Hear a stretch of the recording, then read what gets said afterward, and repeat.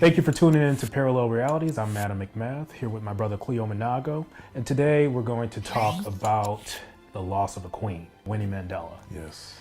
And this is a sister that fought for black people all of her adult life. Yeah. What is your perspective on her life? Well, I agree with you. She was definitely a very significant warrior queen for Africans, particularly in Azania, fighting with her then husband, Nelson Mandela, against the demonic, monstrous system of apartheid that a lot of folks, young folks like you, maybe folks a little younger than y'all, don't remember the seriousness of this phenomenon called apartheid with Botha and these other devils.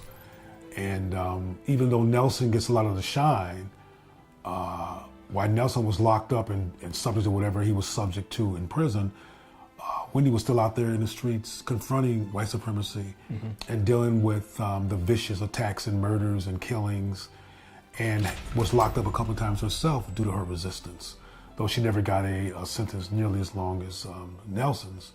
But she's equally responsible for the surface dismantling of apartheid. And I say surface because some of the elements of apartheid are still there. The economic power has been in the hands of white folks since Mandela had become president.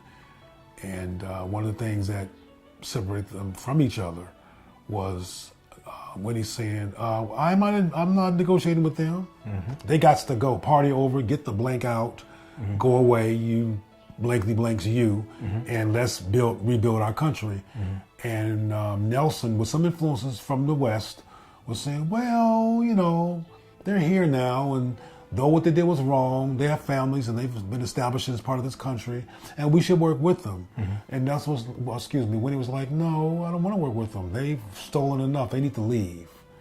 And that, among other things that were used to tear them apart, finally did result in them getting a divorce. And as you might have noticed, since her death, there's not been any national coverage for her memorial, for example. No, it's interesting because when Nelson died a couple years ago, we had dignitaries and celebrities and whatnot come from the United States over to his funeral. But when this sister passed recently, Oprah wasn't there. I don't believe the Obamas were there. They were not. The Clintons for damn sure wasn't there. For damn sure.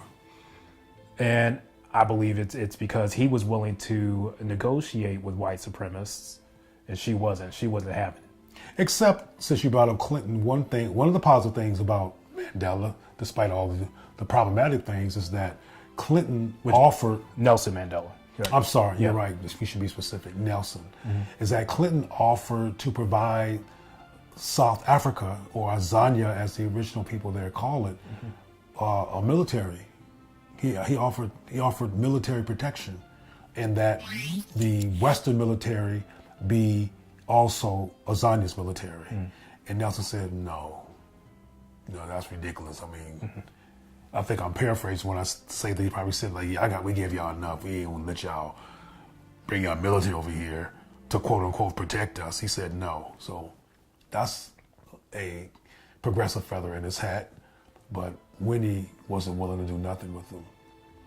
But yeah, you're right. Back when Nelson passed, many of the dignitaries in this country, the United States, including Oprah, etc., were responsive. But the West did not approve of Winnie. So, and the West did not approve of Winnie because Winnie was anti-white supremacy in no uncertain terms. So unfortunately, the Obamas, Oprah, and other black people that white people have allowed to get some kind of recognition are staying close to, from my perspective, white approval levels, and don't want to mess with that by supporting Winnie's memorial. No, and I'm hoping that in her death, she gets a little bit more respect from black people. As we've discussed before, the movie about Winnie and her life story was, for all intents and purposes, tragic. But and to your point, Nelson's had many movies made about his life. Yeah, and the movie that you're referring to that got the most Noise was the film starring Jennifer Hudson. Jennifer Hudson, yep. Which was done by a white South African. And Jennifer Hudson, being a, for lack of a better term, victim of African-American tendencies not to tell her children their history, had no idea who Winnie Mandela was. And one of the things that's pretty traditional when you're doing the role of a living person is that you contact them. Yep. You hang out with them, you spend time with them to make sure that your performance is as real as possible. The white dude who was making that film said, don't call her, don't talk to her, make no contact with Winnie Mandela. And of course, the Queen was very offended. She's like, I'm here.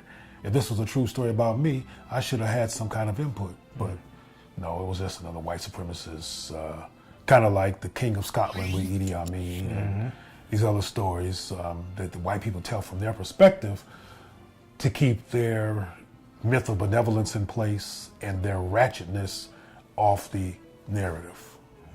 So please take the time to learn more about this sister, her philosophies, her life, and learn from her. And it's also important to understand that the Western narrative, this powerful 24/7 white ran media in this country, doesn't tell the whole story. Sometimes they ignore the story completely. And it's important to find out about black freedom fighters such as Winnie Mandela. And it's important to understand that where she lives, where she's from, and if you watch any of the footage of her memorial where people were in the streets for miles and where her coffin was carried for miles and where it was a huge event of mourning in the Zambia, so-called South Africa, if you actually take a look at what happened there, it's a big, big deal that this particular woman has passed away. But this country that you live in case you're watching this from the United States, pay no attention.